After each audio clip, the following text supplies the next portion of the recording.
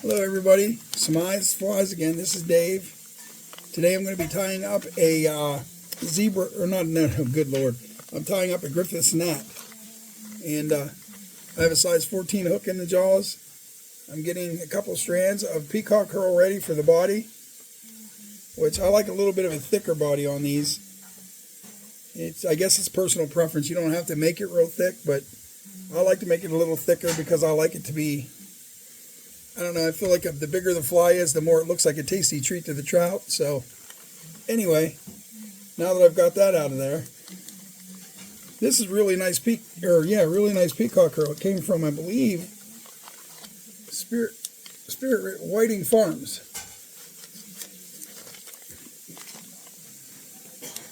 And I don't know, look at the color in it. I mean, it's beautiful.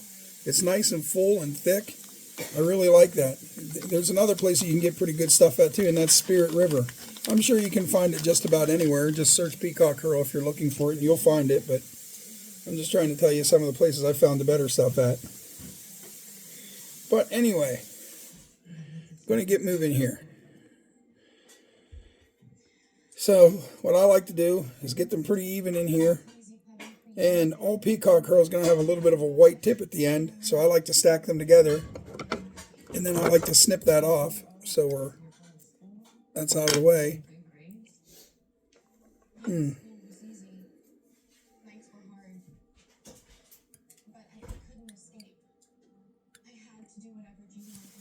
Good Lord.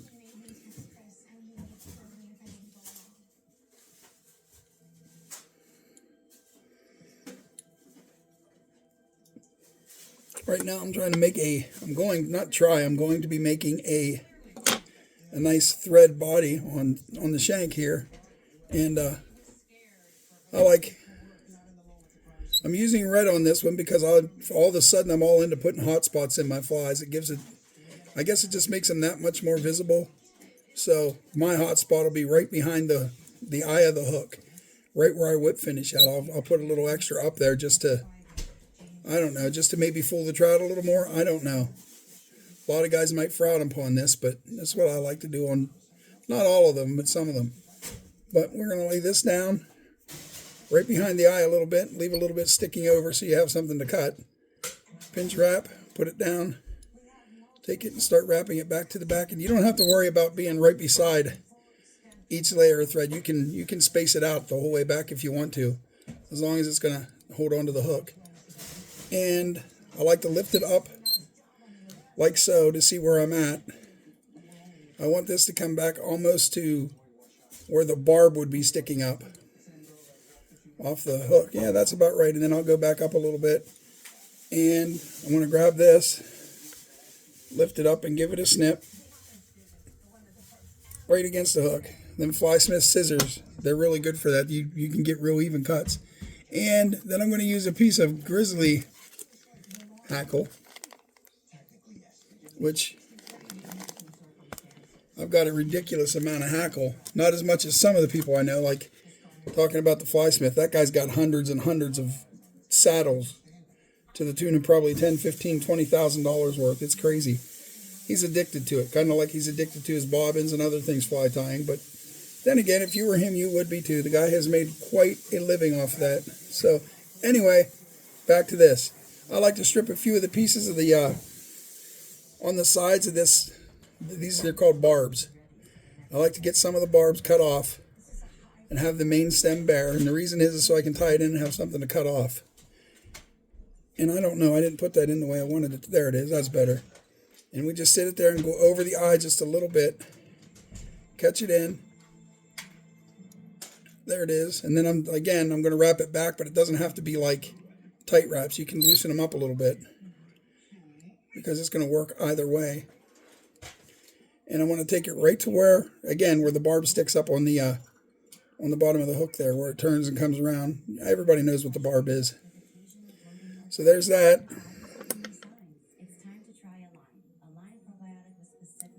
That's what I love about these scissors. They get so close effortlessly. Other ones, I've had other scissors where I would try to make this snip, and it wouldn't even catch the fibers because it would make them bend before they cut. But these things are so dadgum sharp.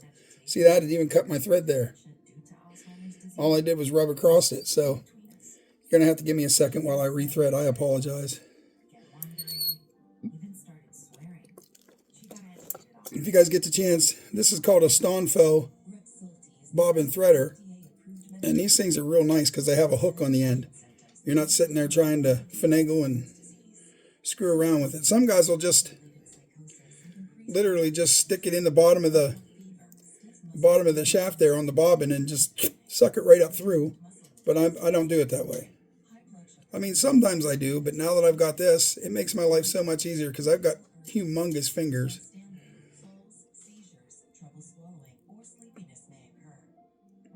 Why is that not? It seems like it's going on for me, but I guess it's not.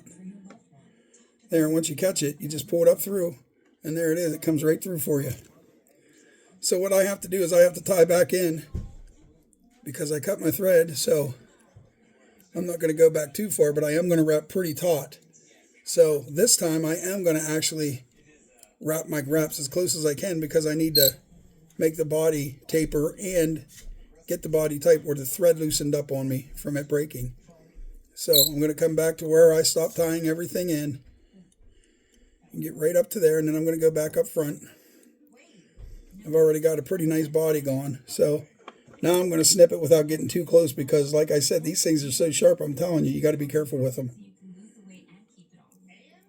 Like if you're a person who has shaky hands, I would recommend not using these ones because it wouldn't take much to damage your finger cutting it. They're wicked good.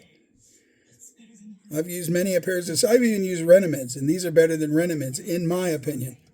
Now, you're going to have guys from the Renamid Pro team that might watch this video and be like, no way, man. Well, I mean, it's all in personal preference. And what you want to do is you want to closely wrap however many wraps of this you have and try to keep it as even as possible. I kind of like to over wrap just a little bit. Considering I've got 3 or 4 pieces here, I can use 1 or 2 of the pieces at the back. And I'll get to a certain point and I'll stop where I want to be. I like to wrap it around the thread and then catch it. And what I like to do when I'm going to wrap again is I reach this, I push the hurl or whatever material right against the bobbin shaft. Then grab it and come back over, and then I'll go up front. And I'll get this going, try to build that head up a little bit, but I can finish that in a little bit because I'm going to whip finish it. And then this, you give it a nice little snip and there it goes. And you can see how close that gets. And now, I got to wrap my grizzly hackle up through. I probably should have taken some of the barbs off the back of that, so it would have been a little bit more of a smoother transition onto the body. And this is going to be nice, loose wraps. You don't have to get super tight. You know, you go like a couple centimeters apart on the way up. And it'll make a nice, full Griffiths gnat. They call this the Griffiths gnat, but what this represents is a basically midges that are mating. A cluster of midges is what that represents. And once you get where you want to be, you wrap it. And again, I like to push it against the shaft of the bobbin there to hold it still and then reach in and grab it. Do it again, and then you're up front now. It's already tied in very well. And then I'm going to wrap back just a little bit. And don't worry about if you catch any fibers. I'll show you a little trick here in a minute. Now when you cut this, I have to turn my vise a little bit and get right up against. Okay, it's going to give me a little bit of trouble right now, but that's okay. I've had many troubles tying it. So there's that. Then what I like to do, I like to stroke some of those fibers back and get a good wrap started. And if you're still having troubles with the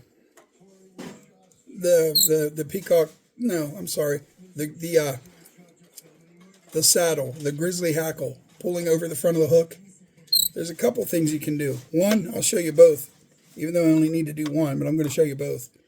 See how it's sticking over here in the front? What I like to do is I'll do a half hitch. And then I'll push this in over the head, and it'll push all those fibers back. Get them where you want them, and then pull the knot down, and that takes care of them. They're all gone. It's done.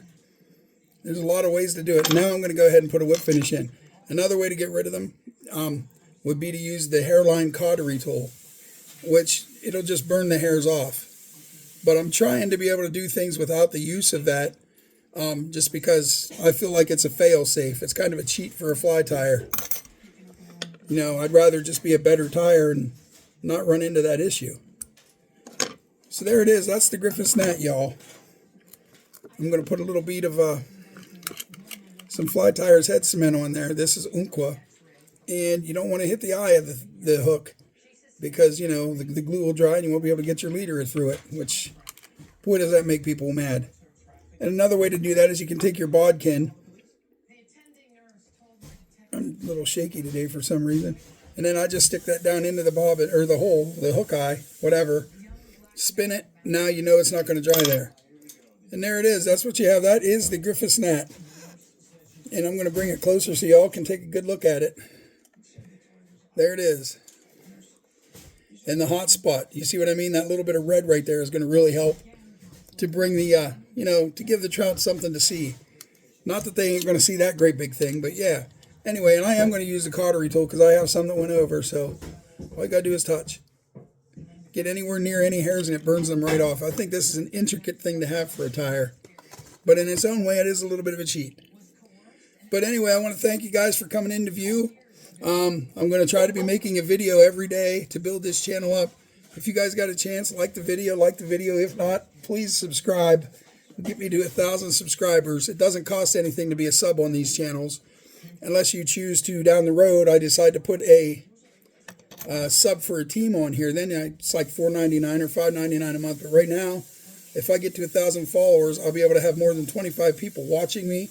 And right now, if I go live under 1,000, you guys can't comment and interact with me, and that's the part I like the most about it. Over on TikTok, used to be you had to get to 1,000. Now you can get to 500, and I just interact with everybody my whole life. It gets to the point where I'll forget steps along the way because I'm too busy yapping. But anyhow, I appreciate you guys. You have a good day. God bless. See you later.